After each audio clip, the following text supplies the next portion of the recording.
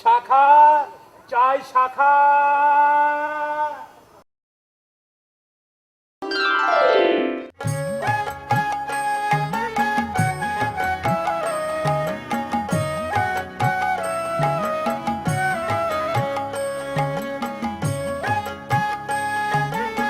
শাখা নেবেন গো, শাখা, ভালো ভালো শাখা, শাখা চাই।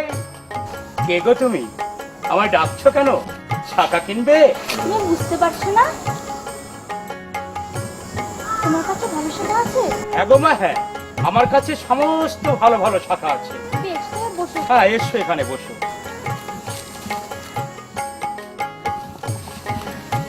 দেখি মা তোমার হাতটা। এই লক্ষ্মীপাশা কালী মন্দিরের কাছে তুমি কোত্থেকে এলে মা? দেখি, বাহ কি সুন্দর হাত, এমন হাত তো আমি জীবনে কখনো দেখিনি। এমন কাজও তো তুমি জীবনে করনি শাখারি। দেখছো কি, দাও পরিয়ে। হ্যাঁ আমাদের দিচ্ছি দিচ্ছি, করিয়ে দিচ্ছি। দেখো মা, দেখো কোন শাখা জোড়া তোমার পছন্দ হয়। হ্যাঁ, এইটা তোমাকে খুব ভালো মানাবে। দাও মা, হাতটা দাও।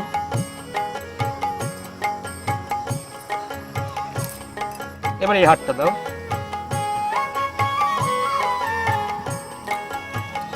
বাহ, খুব সুন্দর মানিয়েছে মা। নাও, দাও মা দাও, এবার টাকাটা দাও। টাকা?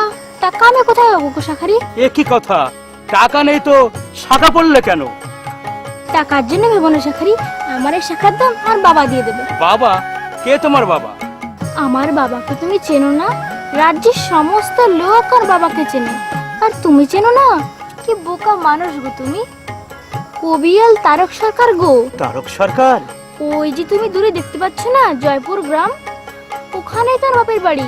গিয়ে বললেই দিয়ে দেবে। কি সাংঘাতিক মেয়ে বাবা। আর কথা বাড়িও না, যাও যা তো হবো। হ্যাঁ যাচ্ছি যাচ্ছি।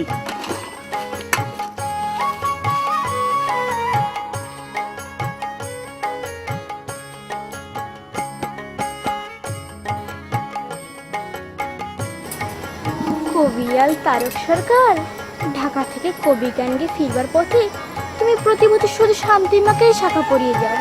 আমার বুঝি শাখা পরার স্বাদ হয় না, তাই আমি তোমার কাছ থেকে